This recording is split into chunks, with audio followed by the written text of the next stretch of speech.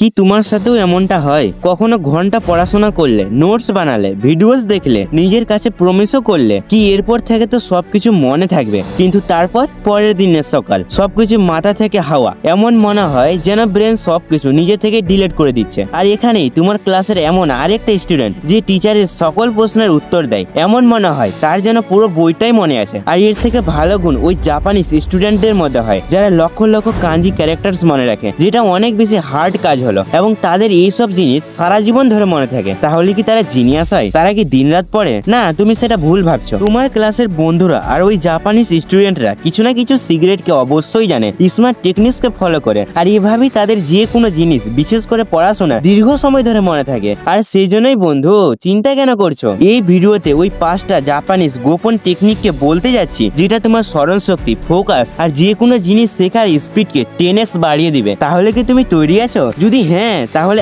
I am ready comment বক্সে অবশ্যই লিখো। প্রথম হলো active recall, output based learning. আসলে দেখো, বেশিরভাগ স্টুডেন্ট কি করে, তুমিও করো, পড়াশোনা করে, তারপর আবার দ্বিতীয়বার পড়ে, ইম্পর্টেন্ট ওয়ার্ডকে হাইলাইট করে। বলতে পারো এইসব কি হলো? এগুলো ইনপুটস হলো, আর এটাকেই মনে রাখা ভেবে নাই। কিন্তু আমাদের ব্রেন আউটপুটের দ্বারা মজবুত হয় নাকি ইনপুট দ্বারা? যখন তুমি ব্রেন থেকে ইনফরমেশনকে বের করতে চেষ্টা করো, কাউকে বুঝাও অথবা নিজের কাছে জিজ্ঞাসা করো, তখন ব্রেনের নিউরাল কানেকশন গভীরভাবে যুক্ত হয়। এমনকি সায়েন্স বলে যে স্টুডেন্ট বারবার নিজেকে টেস্ট নিল অথবা নিজেকে প্রশ্ন করলো, তারা ডাইরেক্ট 50% বেশি ইনফরমেশন দীর্ঘ সময় ধরে মনে রাখতে পারলো ওইসব স্টুডেন্টের তুলনায় যারা শুধু পড়তেই থাকে। এখন তোমার প্রশ্ন হচ্ছে কি, তাহলে ভাই এই টেকনিকটার নামটা কি? এটার নাম হলো রিট্রিভাল প্র্যাকটিস, তবে সবাই এটাকে অ্যাক্টিভ রিকল নামে ডাকে। এটা ব্রেনের জন্য একটা বড় জিমের সমান। কিন্তু বন্ধু, তুমি কি বলতে পারবে এটাকে কিভাবে করতে হয়? সঠিক পদ্ধতিটা কি? তাহলে এটাকে করার জন্য সবচেয়ে প্রথমে তুমি তোমার সুন্দর বইটাকে বন্ধ করো, আর তুমি যেই টপিকই পড়ছো না কেন, যখন তোমার মনে হচ্ছে এই টপিকটা আমি পুরোপুরি পড়ে নিয়েছি, এখন এখান থেকে উঠে তো ভুল করেও যাবে না, তাহলে কি করবে? বইকে বন্ধ করো আর নিজেকে কোশ্চেন করো, আমি এখন কি কি শিখলাম? এই চ্যাপ্টার কিংবা টপিকের মূল কনসেপ্ট কি ছিল? ভগবান না করে যদি এই টপিকটা কাউকে বুঝাতে হয়, তাহলে আমি তাকে কিভাবে বুঝাবো? কিন্তু এটা তো শুধু প্রথম স্টেপ হলো। এরপর একটা পেপার নাও আর সেটাতে সেই টপিকটা নিজের সেই খুব সুন্দর ভাষায় লিখে ফেলো। এখন এখানে অনেক কিছু ভুল হয়েছে, তাই তো? সেই জন্য এই সময় নিজের বইকে খুলো আর সেই ভুল শব্দ অথবা মিসিং ওয়ার্ডকে আলাদাভাবে হাইলাইট করো, এবং এরপর আবার এই কাজটা রিপিট করো। আরে ভাই, এইসব কি আবল তাবল বকছিস? এটা করতে করতে তো আমাদের পরীক্ষা চলে আসবে, আর কি সেখানে তোর সুন্দরী?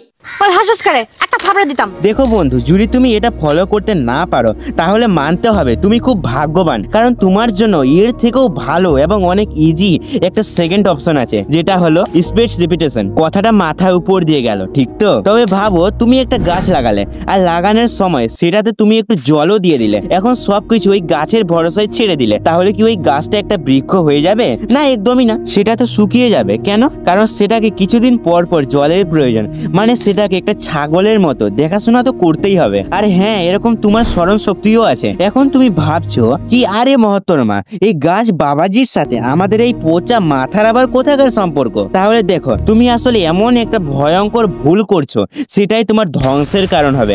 আসলে তুমি কি করো, কোনো চ্যাপ্টার বা টপিক পড়লে, সেটা ঠিক আছে, কিছু জিনিস তুমি হাইলাইটও করলে আর কপিতে নোটও করে নিলে, এবং তারপর তুমি নেক্সট টপিকে শিফটও করে গেলে, আর এরকম তুমি বারবার করতেই থাকো। কিন্তু যেটা তুমি আগে পড়েছো সেটা তুমি কখন রিভাইভ করো? আমি জানি, যখন তোমার সেটার কোনো টেস্ট হয় অথবা যখন পরীক্ষা মাথার উপরে থাকে, তখনই তুমি সেটাকে রিভাইভ করো। তারপর তুমি বলো, ইসরে, আমার কেন পড়া মনে থাকছে না, আমি যেটা পড়ছি সেটা কেন ভুলে যাচ্ছি? ভেবে নাও, তোমার লাগানো গাছটা শুকিয়ে গেল, এখন সেটাতে যদি তুমি জল দাও, তাহলে কি সেটা আবার সতেজ হয়ে যাবে? আবার কি সেটা বড় হয়ে যাবে?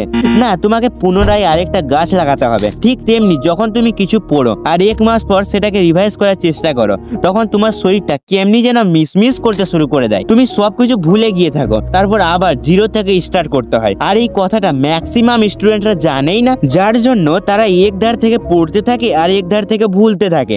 এটাকে বিজ্ঞানের ল্যাঙ্গুয়েজে বলা হয় ফরগেটিং কার্ভ। যখন তুমি কোনো কিছু পড়ো প্রথমবার আর বই বন্ধ করে দাও অথবা কোনো অ্যাক্টিভিটিতে লেগে পড়ো, তখন পড়ার 20 মিনিটের মধ্যে ওটা থেকে তুমি 40% ভুলে যাও, 1 ঘন্টা পর 55% ভুলে যাও, আর 1 দিন পর 70% ভুলে যাও, 1 সপ্তাহ সপ্তাহ পর 80% ভুলে যাও। যখন কেবলমাত্র এক সপ্তাহতে 80% ভুলে যাও, তাহলে একবার ভাবো তো সেটা 1 মাস 2 মাস পর কি মনে থাকবে?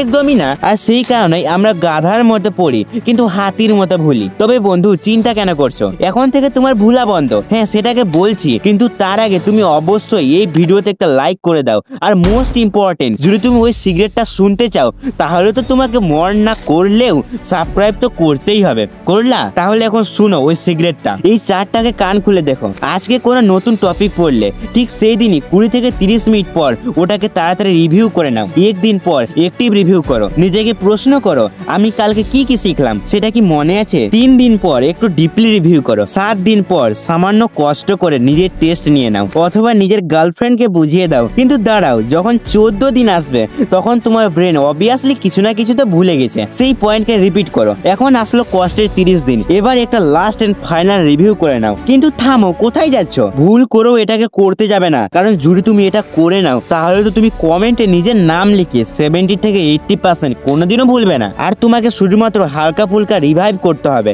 তারপর তুমি যেটা পড়েছো সেটা কি এক্সামেও লিখতে পারবে আর সারা জীবন মনেও থাকবে। কিন্তু বন্ধুরা, যদি তোমার পড়াশোনায় মন বসছে না, বারবার ফোন দেখতে ইচ্ছা করছে, তাহলে এই ভিডিওটাকে দেখো, তুমি টপার হয়ে যাবে।